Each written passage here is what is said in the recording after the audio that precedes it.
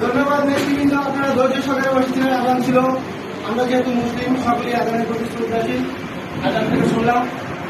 তখন আমরা এই নির্যাতিত এলাকা থেকে মিয়া নুরুদ্দিন অপু ব্যানার ফেস্টুন নিয়ে আমরা কোথাও বেরোতে পারতাম না, সাহস পেতাম না। তারপরেও আমরা সেই দুর্দিনে ফরিদপুরের বিভাগীয় অনুষ্ঠানে আমরা এখান থেকে কত কষ্ট করে গেছি।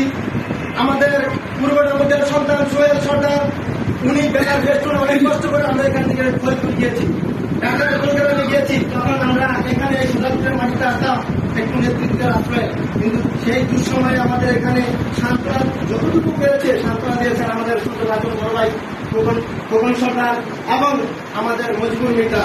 আমাদেরকে যথেষ্ট উৎসাহ উদ্দীপনা দিয়েছেন, আমাদের মাঝে অনুপ্রেরণা জুগিয়েছেন। যখন আমরা পুকুরামুজার মাটিতে থাকতাম, সম্মুখারি বাজার আমরা বসতে পারতাম না। আওয়ামী লীগ কুচক্রীরা আমরা কখন কি করতাম সেগুলি থানায় ইনফরমেশন করতো এবং চেয়ারম্যানের কাছে ইনফরমেশন করতো। তখন আমরা দুঃখের সময় পাশে পেয়েছি।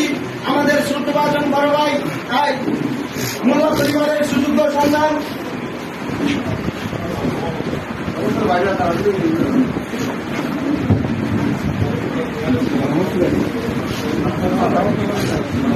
মোল্লা পরিবারের সুযোগ্য সন্তান শ্রদ্ধাভাজন বড় ভাই কাউসার মোল্লা আমাদেরকে সেখানে বিভিন্নভাবে সব দিক থেকে সহযোগিতা করেছেন। নেতৃবৃন্দ, আজকে সুসময় নেতার কোনো অভাব নেই, আজকে নেতৃত্বের অভাব নেই। তবে প্রিয় নেতৃবৃন্দের কাছে আমার আকুল আবেদন এবং অনুরোধ থাকবে, যারা দুর্দিনের মাঠে ছিল, দুর্দিনের মিটিং মিছিলে ছিল, তাদেরকে আপনারা ভুলে যাবেন না, তাদেরকে মূল্যায়ন করুন।